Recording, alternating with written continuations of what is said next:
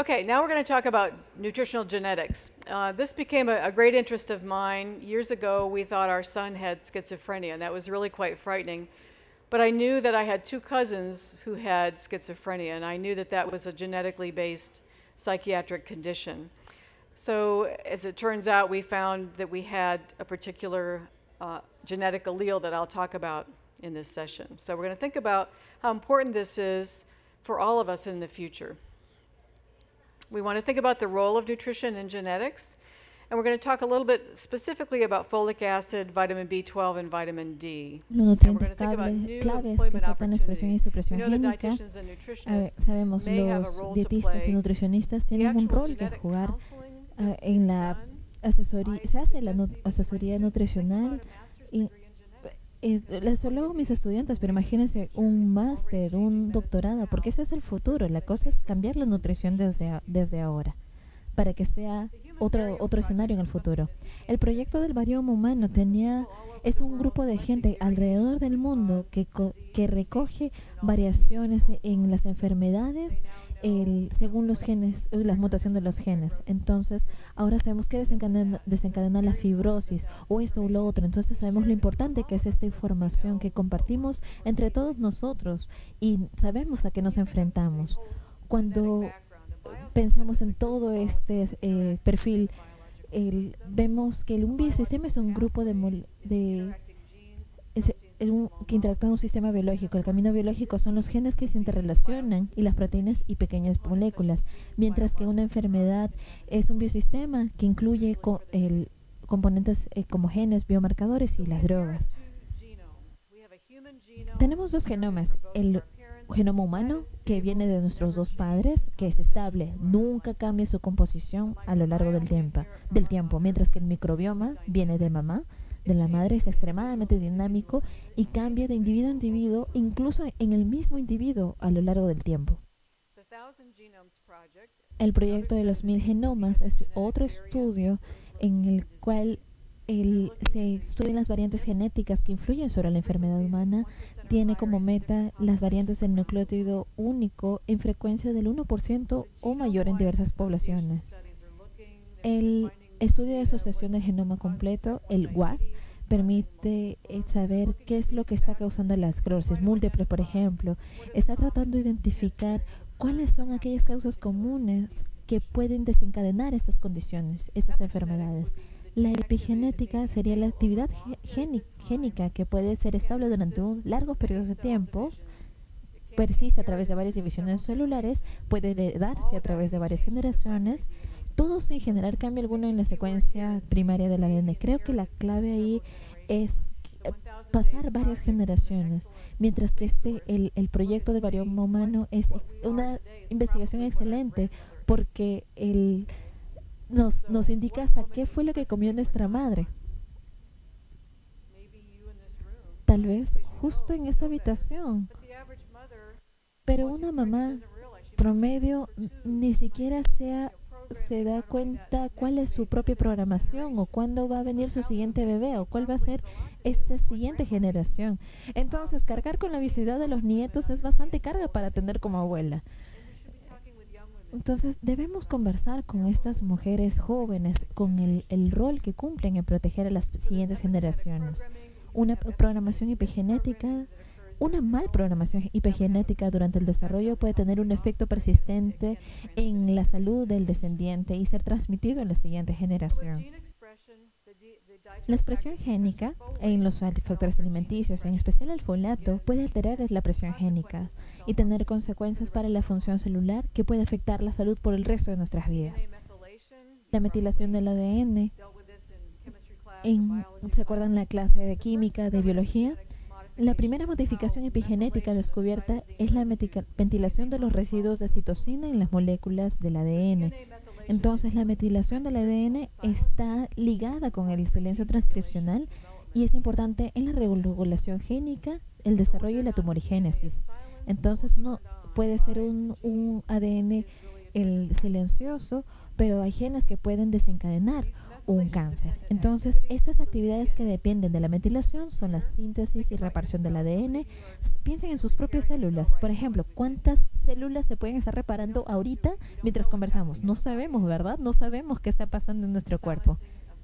El silenciamiento de genes, virus, genes de cáncer, la mielinación y la renovación, la conversión del triptófano a la serotonina, y también la conversión de la serotonina a la melatonina. Así que piensen en su depresión, en sus hábitos de sueño, sus intestinos, su inmunidad a la serotonina. Es importante este proceso de metilación. Si tenemos una metilación del ADN aberrante, en caso de la hipermetilación, ocurre un silenciamiento de genes supresores que son los que causan la aparición de tumores. Entonces, que esté silenciado no es algo bueno. En la hipometilación, el global, esta altera la arquitectura de la cromatina. Esto lleva a una activación inapropiada de los oncogenes. Entonces, mucho, muy poquito o mucho no es bueno ninguno. Tenemos estos factores, los histonas y la cromatina. En el caso de las histonas, por causa de varios proteínas efectoras, la activación y la represión génica, mientras que las histonas alteradas llevan a cambios estructurados y también cambios en la cromatina. Una cromatina alterada, sabemos que la información genética es codificada por la secuencia lineal del ADN y por modificaciones epigenéticas de la estructura de la cromatina. Entonces, estas proteínas que unen el ADN y también la expresión génica la tenemos. Entonces, ¿qué significa esto? ¿Qué significa esto? La epigenética del ADN es ese eslabón perdido entre la genética, la enfermedad y el ambiente. Lo que comemos, lo que nos da el ambiente, lo que nos da lo que comió mamá, son muchas cosas que influyen en el estado de nuestra salud. La epigenética es la expresión y la regulación génica. Todo esto conlleva a la alteración mientras que si hay una variación en la genética, es según lo que nos brinda nuestra dieta. Así que hay dos conceptos que tienen significado diferente. Necesitamos conocer a nuestras ómicas: nutrigenómica, nutrigenética, epigenómica nutricional, transcriptómica nutricional, proteómica, metabolómica, todas las ómicas. Entonces hay que estar familiarizados con ellas porque las personas nos van a preguntar ¿qué significa eso? Queremos entender cuáles son estas diferencias. El metabolismo del folato y el ADN, muchos pasos diferentes, pero lo importante aquí es que cada día nosotros giremos nuestro ADN en nuestro cuerpo. Entonces pensemos en la bioquímica del folato. El folato se reduce a hidrofolato, luego a su vez el tetrahidrofolato y luego toma una forma biológicamente activa. Varios pasos para llegar al lugar correcto. Entonces, si es que tenemos no tenemos una MTHFR, no podremos tener una metilación correcta de la homocisteína a metionina. En el ácido fólico, en el embarazo, entre 30.000 a 40.000 años atrás, los humanos migraron de África para ubicarse en lugares como Europa. Ocurrieron estos alelos, el CT y el AC. Surgieron por algún proceso selectivo, pero tuvieron también otros efectos. Por ejemplo, los caucásicos tienen más fibrosis cística que los afroamericanos. Entonces, se debe mucho a la migración que se dan estos cambios. Ahora sabemos que si la mujer que está embarazada no recibe suficiente folato, y eso va a causar cambios en su ADN y también en el de su bebé. Entonces es necesario suplirlo con la fórmula correcta. Así que debemos pensar en el ácido fólico como un producto especial. La deficiencia de MTHFR ocurre en el cromosoma 1. Este es un error innato del metabolismo.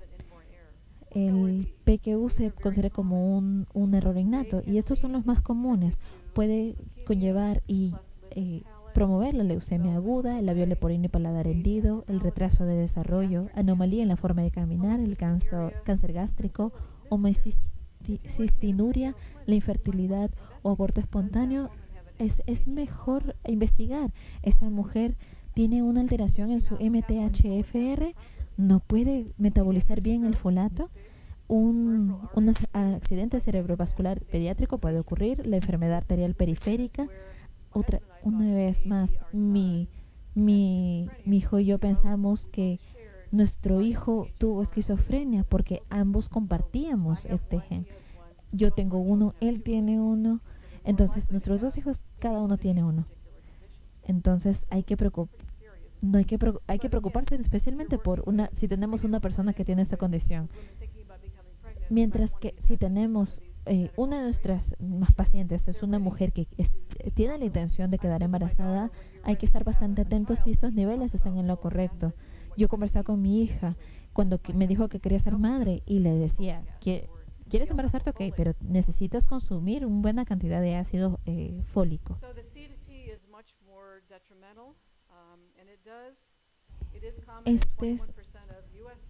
Representa tiene más detrimento el 21 el 13% de los caucásicos británicos, el 11% de caucásicos irlandeses. Es por eso que creo que yo tengo un alelo. Puede padecer de espina bífida, autismo. Estos están entre el 40 y 50% de lo normal. Depende si la mamá tenía un alelo y el hijo resulta con este resultado. También la enfermedad intestinal inflamatoria. Es muy importante la influencia de los parientes en el autismo, en especial en la esquizofrenia. También la neutralización de la amonia, porque si no se cuenta con los productos correctos, puede resultar con un problema con el alcohol al final. Créanlo o no, sí, pueden metabolizar el alcohol. O una interacción entre las drogas. Si sabemos qué está tomando una persona o si es que está consumiendo la cantidad suficiente de ácido fólico, tendremos una idea de lo que puede pasar. Las sulfonamidas tienen que ver en las cardiopatías. Si es que el nivel de homocisteína es mayor de 6 micromoles por litro, es una señal de alarma. Así que es necesario dar una cantidad suficiente de ácido fólico, B6 y B12. La riboflavina tiene un rol en el manejo de la presión arterial, así que los alelos del ácido fólico serán más comúnmente vistos. Mi mamá tenía lo que se llama la presión arterial esencial. Ni sabía que tenía que ser esencial. La cosa es que no sabíamos de dónde vino y se debía a alguno de estos factores de riesgo.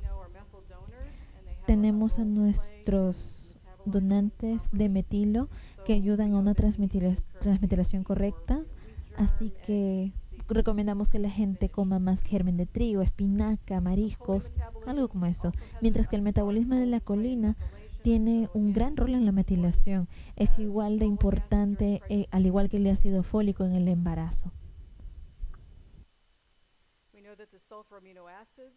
Sabemos que los aminoácidos sulfurados en el metabolismo tienen que ver en el tejido gastrointestinal, se relaciona con la enfermedad intestinal. El tracto gastrointestinal metaboliza el 20% de la metionina alimenticia, entonces al tener estos alelos puede causar cambios en el metabolismo, así que es mejor estar al tanto de lo que está ocurriendo. Sabemos que el ácido fólico oculta la deficiencia del B2, así que no hay que volvernos locos y llenarnos de ácido fólico sin considerar lo que podría estar pasando con nuestro nivel de B12. Así que este consumo del ácido fólico no debe exceder los 1000 microgramos de 1 gramo al día. El L-metilfolato puede consumirse en distintas maneras, varios de ellos solamente con recetas, pero tenemos el B2, el metilfolato, aquellas personas que padecen de Alzheimer. También hay productos que pueden ser utilizados en personas que tienen síntomas de depresión. Y el metans es lo que contiene el B6 y, as- especialmente tiene gran beneficio para los pacientes cardíacos. Sabemos que la nutrigenética y nutrigenómica transformarán nuestras prácticas dietéticas. Sabemos cómo hemos ido migrando en diferentes partes del mundo, las enfermedades, cómo se han desarrollado. Sabemos de que el sol va hacia el este y bueno, son diferentes. La cuestión es diferente en Perú, pero son, son factores de riesgos distintos que encontramos según las zonas. Entonces, ¿qué trastornos son los que pueden verse afectados? Tenemos la ELA, y que está relacionada con la homocisteína. No sé de dónde es que puede estar causada la ELA aquí en Perú. Tal vez es más probable que sea común en América, en Estados Unidos. La enfermedad de Alzheimer, otra vez, el metatrafolato puede ayudar, metiltetrahidrofolato podría prevenir a tratar la depresión y la demencia. En el caso del autismo, si hay una deficiencia del LGA, es poco común. En el caso del autismo, ya que las células naturalmente asesinas pueden producir una respuesta a la infección o la exposición a la caseína, el gluten o soya. A veces pensamos, es mejor mi hijo está en una dieta libre de gluten. Entonces hay que considerar estos factores de riesgo. Se han encontrado anticuerpos contra los receptores de serotonina. Hay que ver cuál es el impacto que tiene la comida en el autismo.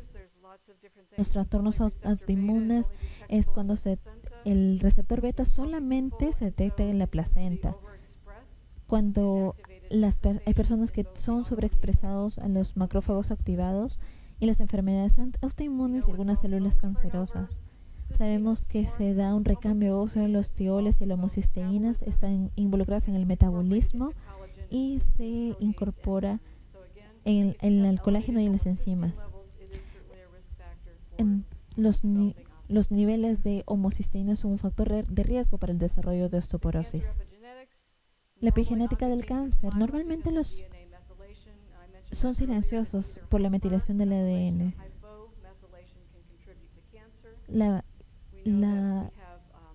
Esta alteración en la metilación puede conllevar al cáncer. Es una adición al metagrupo para el carbón en la quinta posición de la S-adenosila-metionina.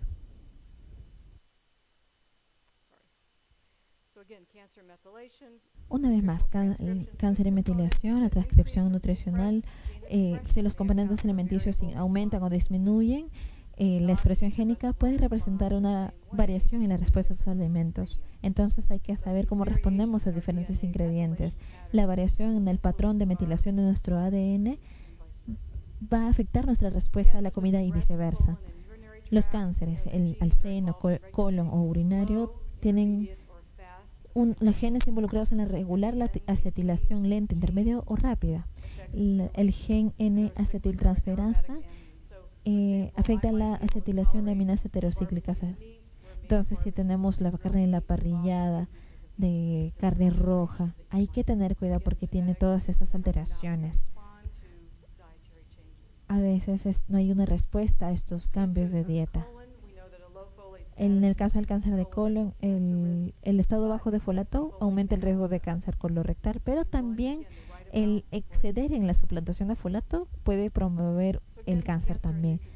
El cáncer en la nutrigenómica, en la que los nutrientes fitoquímicos, zooquímicos, fungoquímicos y bacteroquímicos en el riesgo de cáncer y comportamiento tumoral dan resultados combinados. Entonces, tenemos que estar atentos a la genética de cada individuo. Pero el decir que una sola talla les queda a todos es falso. No podemos decir de que a todos se aplican lo mismo, porque estamos expuestos a cosas distintas en el ambiente. La cardiopatía congénita, alguno de estos algo heredado, el 33% de los pacientes recuerda haber recibido información de su doctor sobre su herencia. algunas personas iban a tener un hijo con otra persona que también tenía una herencia de cardiopatía. Entonces tenemos que ser proactivos en entender cómo es que vamos a atender estos futuros nacimientos con estas condiciones. Tenemos todos un mayor deseo de poder conocer más sobre nuestra herencia. En la depresión, los trastornos depresivos mayores, es una mortalidad alta. El riesgo de tiempo de vida es del 10 al 25% en mujeres, mientras que 5 al 12% en hombres. Se puede tener un tratamiento de ISRS, antidepresivos tricíclicos, pero no siempre estos tienen éxito, ¿verdad? El L-metilfolato es efectivo en el manejo de esos episodios, ya que es el contrario al ácido fólico. El L-metilfolato hace evidente la anemia por deficiencia de vitamina B12. En el caso de la diabetes tipo 2, sabemos que los genes implicados regulan la sensibilidad de la insulina y el metabolismo lipídico. Entonces, tenemos la respuesta de los esteroides. Si es que se toma, esto afecta la ingesta de colesterol y ácidos grasos y tiene consecuencias con la ingesta lipídica en la gente que padece de diabetes del tipo 2 o enfermedad cardíaca. En el caso del síndrome de Down tenemos estos alelos polifórmicos que son casi el doble que en los alelos de MTHFR. Así que estos marcadores son importantes. También el de homocisteína, en especial si aquellas mujeres que ya han tenido un hijo que ya tiene síndrome de Down. La hipertensión esencial, en los genotipos, el poliformismo es un factor de riesgo independiente para la cardiopatía, pero no necesariamente para las coronarias. La enfermedad intestinal inflamatoria es moderadamente alta. En este poliformismo, el MG es el más relacionado con este riesgo, así que el evaluar y tratar las deficiencias de folato y vitamina B12 es hacerlo mejor en estos pacientes que tienen enfermedad intestinal inflamatoria. Ahora, la curcumina afecta la expresión génica, así que es mejor animar a los pacientes con los síntomas al nivel de la señalización del interferón gamma. El síndrome de metabólica, si se disminuye la actividad de MTHFR, aumenta la homocisteína, incrementa el riesgo de enfermedad cardiovascular, en especial en aquellos pacientes que tienen esquizofrenia. La razón por la que sé esto es porque he estudiado a profundidad la esquizofrenia cuando tuvimos a nuestro hijo, así que hay un gran riesgo de enfermedad cardíaca y también problemas con la insulina. En particular, estos portadores de MTHFR tienen mayor riesgo de ser resistentes a la insulina. Así que hay cambios genéticos. Si hay cambios genéticos, debemos estar al tanto.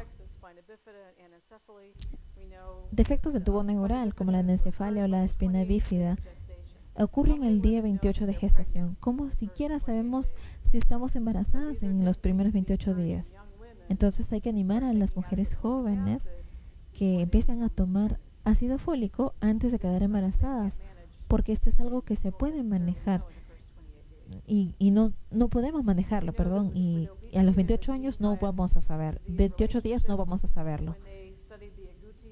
Cuando revisaron el gen del agouti de estas ratas, encontraron que el alelo del agouti que era amarillo era obeso y mayor susceptibilidad.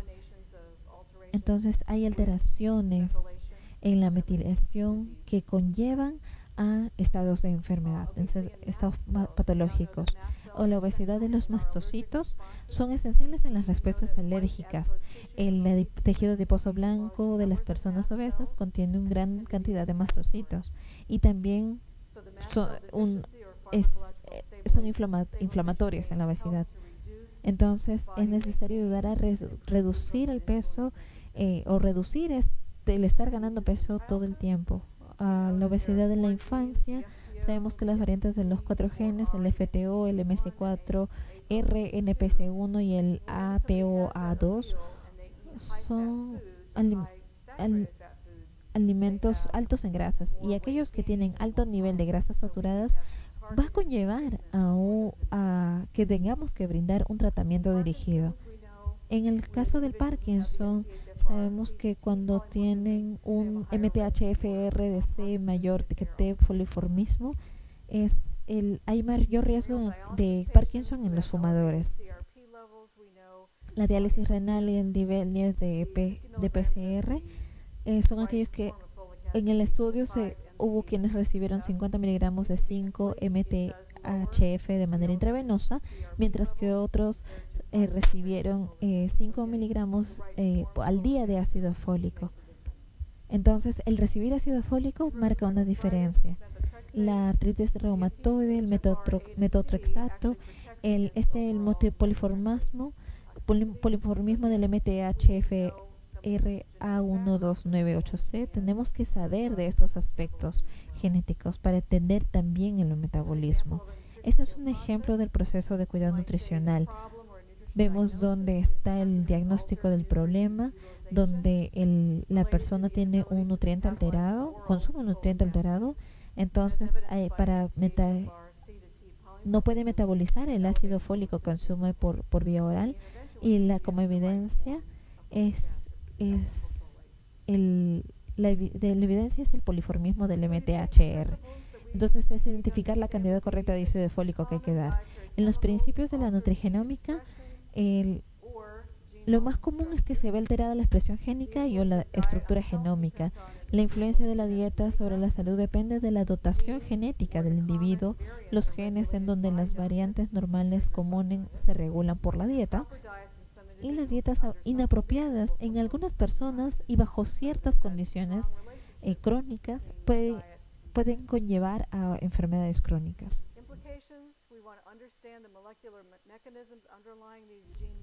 Las implicancias para poder entender este mecanismo molecular para ello es necesario entender la modificación por la variación genética para poder visualizar y optimizar su salud. Así que hay que animar una capacitación genética transdisciplinaria en los farmacéuticos, enfermeras, doctores, terapeutas físicos. A ver, pensemos, ¿cómo nos comunicamos con el público? ¿Cómo explicamos a aquellos a los que se ven expuestos en el ambiente, a la contaminación, y que todo esto puede tener una influencia en nuestros genes y llevarnos a una enfermedad crónica? Hay muchos lugares a los cuales ir. Hay programas de asesoría. En Estados Unidos hay programas de preparación muy buenos también. Vamos a empezar. Vemos esta difusión de innovaciones de Rogers. Queremos ser innovadores. No queremos ser los lagartijas, ¿verdad? Queremos estar en el lado de los innovadores para poder acercarnos más a nuestro público y ellos puedan vivir más tiempo y bien.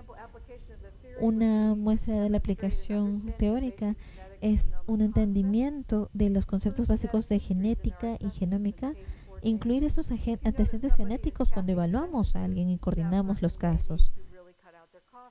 Por ejemplo, una persona es necesario que deje de tomar café mientras otros no. Entonces, también hay que ser sensitivos y empáticos. Hay que escuchar la información. No es fácil, no es un tema sencillo de conversar, pero es algo que debemos ser capaces de poder entender.